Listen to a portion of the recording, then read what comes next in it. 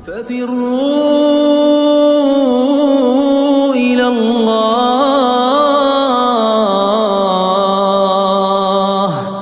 إني لكم منه نذير مبين ولا تجعلوا مع الله إلها آخر إني لكم منه نذير مبين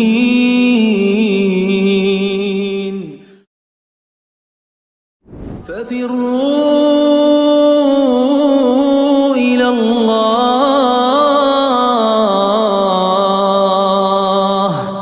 إني لكم منه نذير مبين ولا تجعلوا مع الله إلها آخر إني لكم منه نذير مبين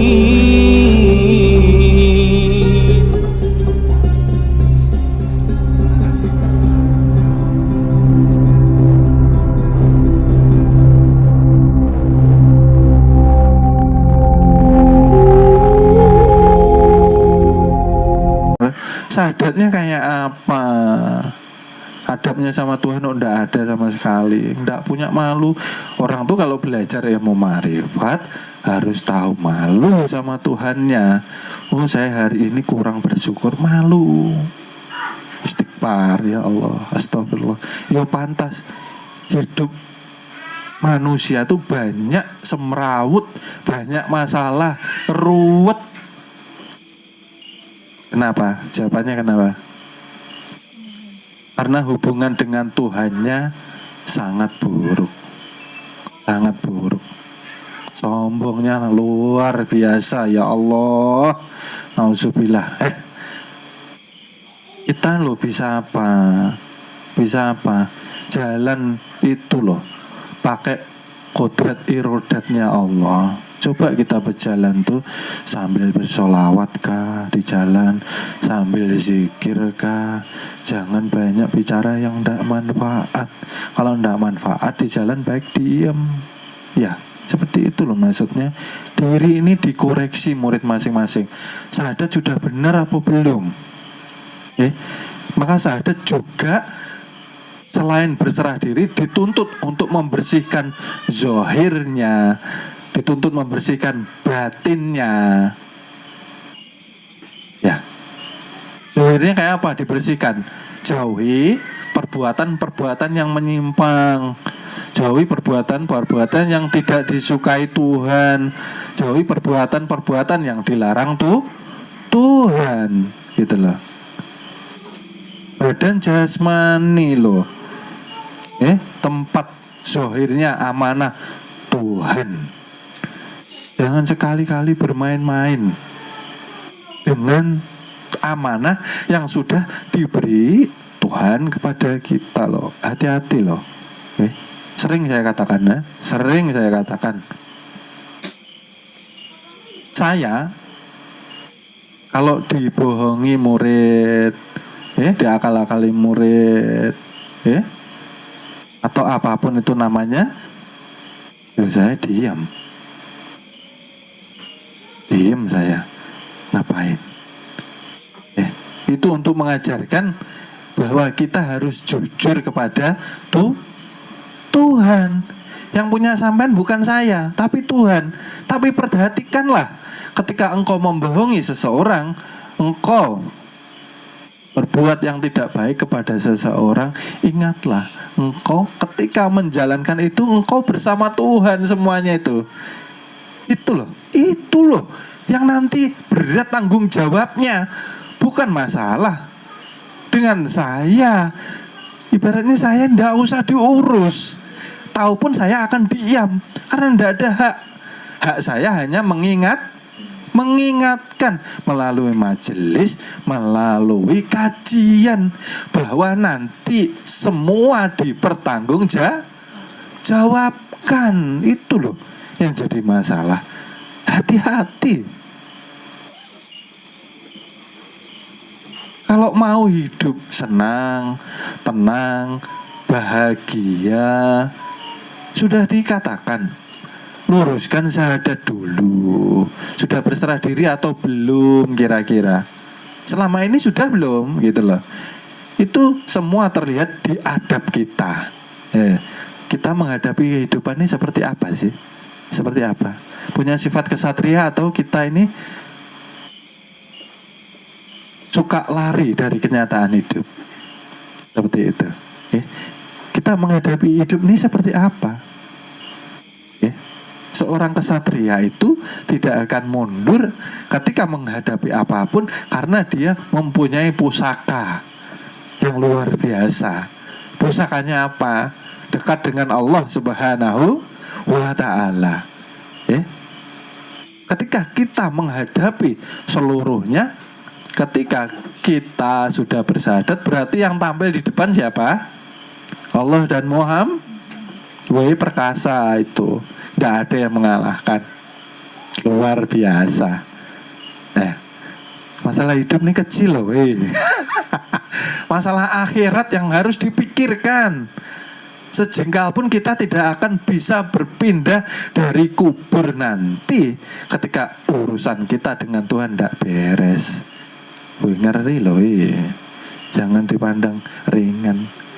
Ya. Kalau masalah dunia itu jangan terlalu didramatisir. Slow aja. Sudah dikatakan kuncinya. Mau sukses, mau nyaman, mau bahagia, perbaiki hubungan kita. Nah, kuncinya sudah ada kalau syahadat. Syahadat yang benar bagaimana? Berserah diri. Karena yang ada Allah dan Muhammad. Artinya kita tidak ada, tinggal menjalani. Kenapa kita diuji sedikit mengeluh, diuji sedikit tidak mau begini, maunya gini, protes terus. Berserah diri itu senang tidak senang dia harus mengikuti kehendak Tuhan. Asyhadu alla ilaha illallah wa asyhadu anna Muhammad Rasul. Berarti kita tidak ada tuh. Kenapa kita ini egonya luar biasa? Ya Allah, hancurkan ego itu, hancurkan. Banyak zikir. La ilaha illallah, la ilaha illallah. Yang hidup hanya Allah. La ilaha illallah. Yang menjamin hidup saya hanya Allah. La ilaha illallah. Yang mempunyai kekuatan untuk menyelesaikan semua masalah ialah Allah.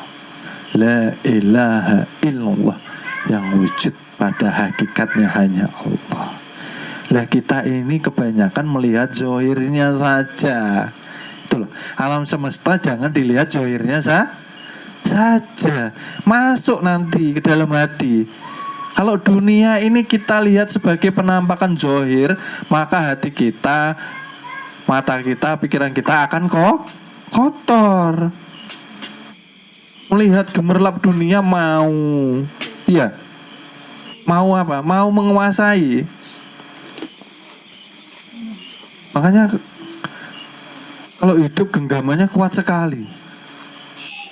Ya, egonya kencang sekali. Genggamannya kuat sekali. Yang tadinya tidak ada, Allah adakan. Sudah ada, Allah fasilitasi. Setelah difasilitasi, dibantu, lupa diri. Tuh, kayak apa? Tadinya lahir pakai modal enggak? Nah, enggak pakai modal. Lahir procot ya telanjangan.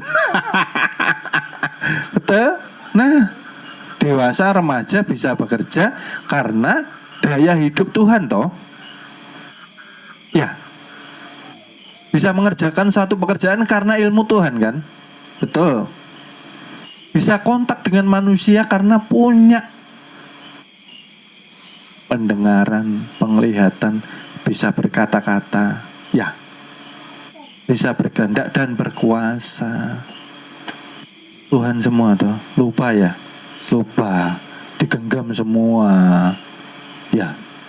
Lupa. Murid itu hidup disuruh berserah diri.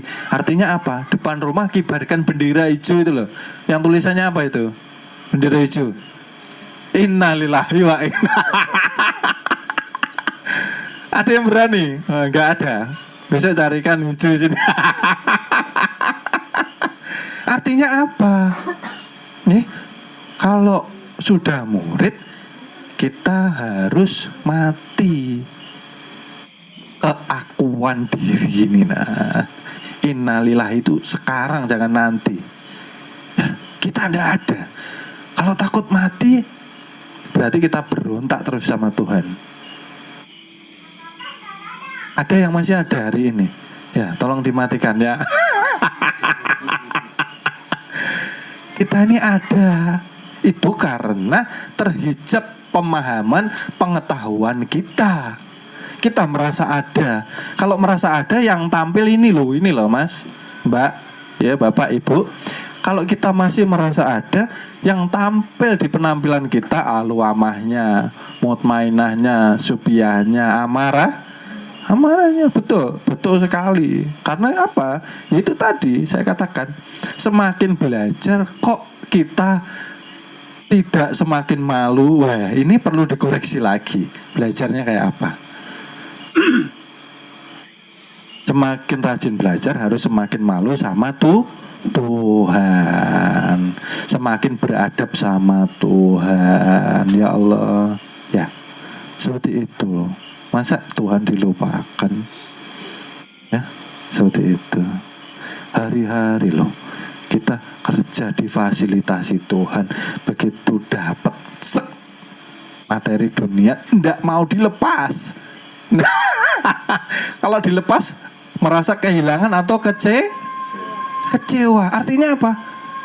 Masih sangat besar ini alwamahnya. Alwamah sama subiyah ini kencang di sini. Masih ada ini yang kehilangan terus manyun-manyun, kehilangan terus menyesal, ada ya? Masih banyak mungkin. Dilatih. Apa yang ditentukan Tuhan pasti jadi milik kita. Gak usah kita itu repot. Ya, repot. Kita ini kan sudah tahap pengenalan diri. Berserah diri full totalitas kepada Tuhan diperlukan itu. Ya, coba dipikir baik-baik. Kita sebetulnya tidak punya apa-apa, ya Allah, ya Rabbi. Kita punya apa-apa karena dimasukkan hati ini loh, semua materi dunia. Ambisinya, ya keinginannya, mimpi-mimpinya luar biasa, ya Allah. Saya ingatkan lagi, besok gak usah dipikir detik ini bagaimana ibadah kita. Nanti malam dimatikan semua loh. Innalillahi wa inna ilaihi raji'un. Nanti malam hati-hati. Besok gak ada yang tahu. Ya, kayak apa? Tadi seharian dari pagi sampai detik ini kayak apa kita? Perputaran rotasi kehidupan kita ini kayak apa? Makanya mau tidur banyak istighfar toh, banyak istighfar. Jangan tidur hilang ya. Gak bisa tidur nonton drama dulu, nonton berita dulu. Kayak apa itu? Istighfar. Dan duwe derajat pangkat, duwe bondo donya, nek uripe adoh karo sing gawe urip, niku sak dalan-dalan kesandung-sandung, kesrimpet-srimpet. Ning arepa uripe kaya kula niki sarwa kekurangan, ning cedhak karo sing gawe jagat. Lakune ya kepenak, ora bakal kesandung, ora bakal kesrimpet. Kuwi mung penemune wong goblok. Penemune wong sing ora ngerti marang ilmu. Sing kandha sapa? Wong sugih, wong duwe derajat kok adoh karo sing gawe urip. Ming gumantung karo gone ngrasake. Ning mesti adoh karo sing gawe urip. Jalaran apa kok iso kaya kandha kaya mangkono? Mergo derajat pangkat niku sing iso micake wong. bondo donya niku sing iso micake wong wekasan lali panembahe. Contone mboten sanganggo conto sing kula dumuk ning pirang-pirang teng donya niku gumlare menungso sing kokean derajat pangkat kokean bondo donya wekasan mripate wuta karo sing gawe urip terus ngawula karo bondo donya niku pirang-pirang. Mohon maaf akan dilanjutkan episode berikutnya.